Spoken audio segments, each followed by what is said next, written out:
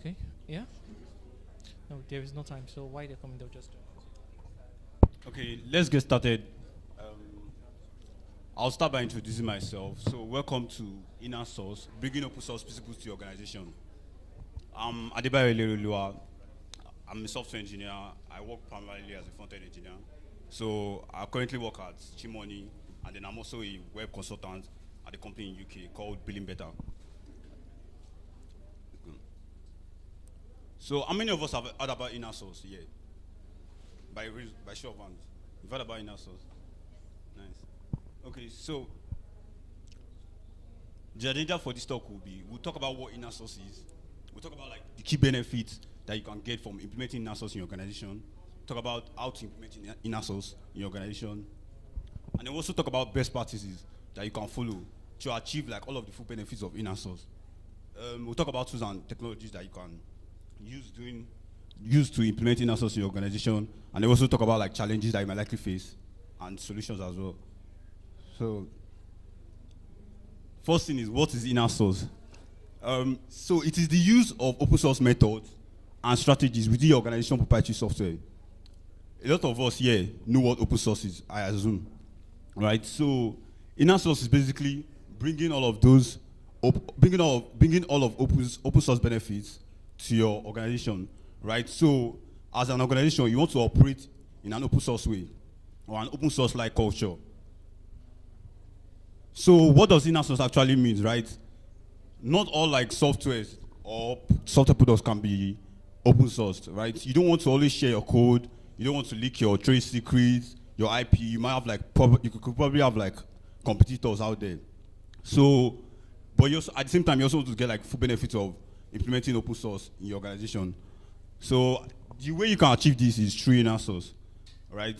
By establishing an open source culture, your developers are able to contribute, share code, reuse code, discover projects and like more codes in your organization by adopting Innersource. Yeah, next. So Innersource is also growing adoption.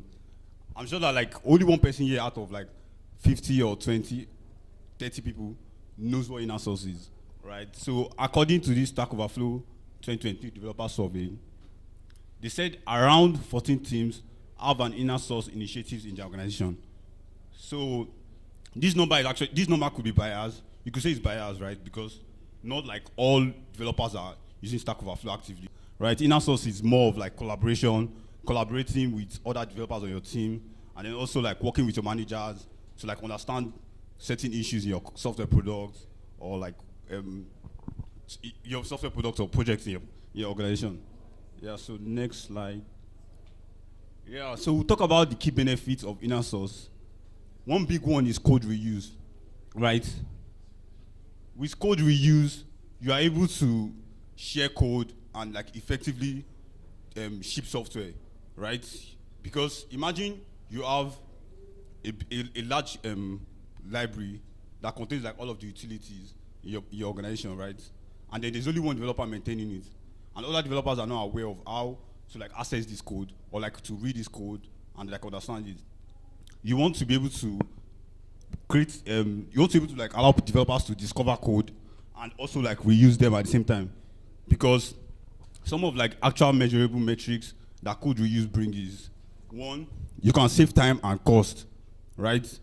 Because hiring developers to do repeat work over and over can cost organizations, right? With time, money, and all.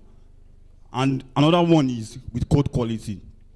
So with code quality, there's less working in silos, right? There's more of collaboration. You could say there's more of collaboration, right? Because now developers can collaborate, go through other people's quality code, read more about their code, find issues, and all of this. So, yeah, with Innersource, you could also facilitate collaboration with external contributors. Somebody from outside of your organization can easily come into your company's code and then like easily understand stuff because of you're operating like an Innersource company. So more of the benefits that code quality and collaboration could bring is more collaborators create more opportunity to catch bugs, get better feedback, investigate issues with maintainers and project owners. So yeah, another one is innovation. When you have access to a lot of code like this, especially with GitHub, you're able to like view virtually any project and understand like any project by find any project rather. You're able to find any project and like read through their source code. You can easily create new ideas, improve your creativity, and like share ideas faster. Right? And another big one is talent retention and attraction. Right? Developers love open source, and this way they are attracted to companies that probably adopting our source because they know that when they are joining this company, there's usually proper documentation, contribution guidelines, and like a lot of all of these things, right? Because they all of these are red flag for developers. They can think more in situations like these, and they can also like collaborate with their employees, their co-mates rather. Yeah. So we'll go on with implementing inner source. I think this talk is a bit faster. Is everyone with me? Because I go here like really fast. Is anyone with me? Or am I too fast? Okay, thank you. I was scared a bit. So how do you implement inner source? You want to like define your objectives. Like defining your objective is basically saying, okay, we're going to act as an open source company, but what do we want to get from this, right? One big one is you want to save cost. Every company wants to save cost. And by doing this, they know that developers can ship code faster, ship experiment faster, get feedback, and then launch better products. So you also want to assess readiness. Not everybody is ready to like operate in an open source culture, right? This could be backlash from say product managers. They are very likely to be resistant, right? So you want to make them understand that from all of this, from adopting inner source culture, you're able to achieve like a lot more than their current their current processes. So the next is establishing governance, right? Establishing governance really means that assigning particular persons to be co-owners or service maintainers of like a project in an organization. So you could say like this, Sam is handling all of the back end, Bola is handling all of like the front end, and then they know their role in this particular system. And if Bola wants to contribute to Sam's code, they know that they can easily like discover Sam's code and contribute to it without having like the involvement of Sam. So basically, they're a contributor to Sam's code, right?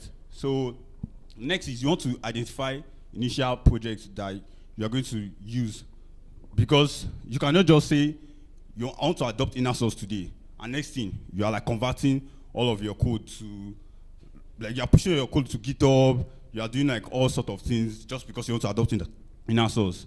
So what you want to do is that you want to think about how you properly achieve this by selecting few pilot projects. So you could say, okay, let's first move our backend to an inner source model, and then if we see how it performs, we can likely like ship all of our software to an inner source model. Next is creating collaboration infrastructure. This is basically just buzzword for say you want more teams to like have say frequent meetings, create like issue boards and discussion boards where they can like interact a lot. And you also want to train and educate.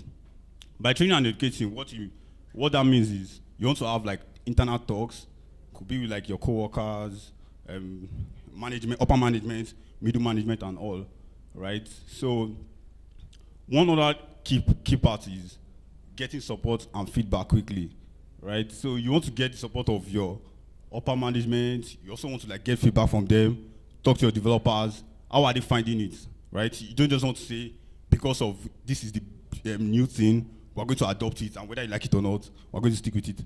So the next is also from getting feedback and support, you can evaluate and iterate. I think I've covered all of this, so the next slide is just breakdown of them. Yeah. Okay. Yeah. So you will likely face challenges, right? I talked about cultural resistance. How you can solve this is foster a culture of transparency and collaboration, right? We want to be open, talk to your middle management, upper management, etc., about like benefits that you can get from adopting Innersource. Next is ineffective governance and coordination.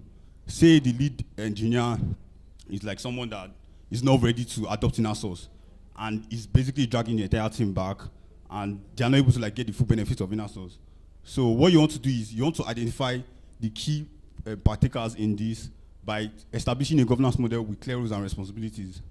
Next is IP concerns, right? You cannot just ship your company's code to GitHub and like make it public all of a sudden, right?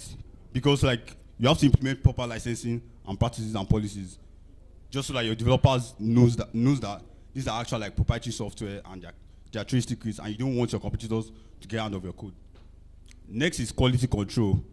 I think quality control is like part of most organization culture, regardless of like Innersource, right? So they define like coding standards and best practices that everyone should follow.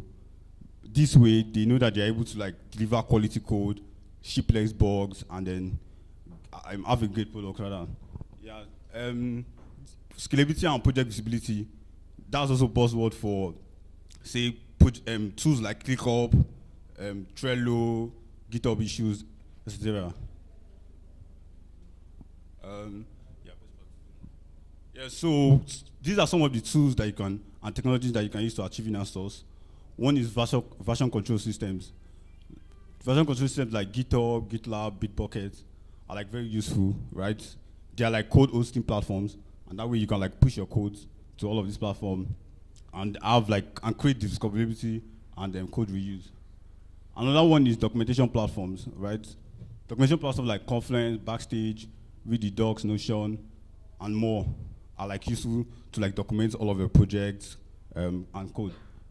So next is analytics and metric tools. GitHub Insights is very useful, right? This is also brings us back to like the governance model. You want to know like the teams that are actually like shipping code to like other projects or like collaborating with other projects. That way you are able to like identify responsibilities for a particular person or maintainer. License and compliance tools. Forza is there, and also White Source. They're like tools that you can use to like avoid the risk of your IP leaking and stuff like that. So you can also check them out. Continuous integration and CD tools. Circle CI. Developers in the room will know about this. Circle CI and Jenkins. Yeah. So conclusion. Remember, it's okay if it's not called Innersource, right? Because like Innersource is, I think it's like recently getting like more popular and it's growing more adoption. But there are teams that have been implementing this model like for a long time. Even very like really small startups are like doing this. I've been doing Innersource for like a long time, but they don't just call it Innersource. So Innersource can look different from company to company, but they share the same goals, which is adopting open source tools and culture to adopting open source tools, practices, and culture to build proprietary software. Yeah, so you can get audio information I shared on this slide from this link, right? You can scan the QR code. It's give you the link to this slide. You want to check it out, and then also feel free to use this slide in like, say, an internal talk in your company or like a workshop. Yeah. So thank you. Thank you.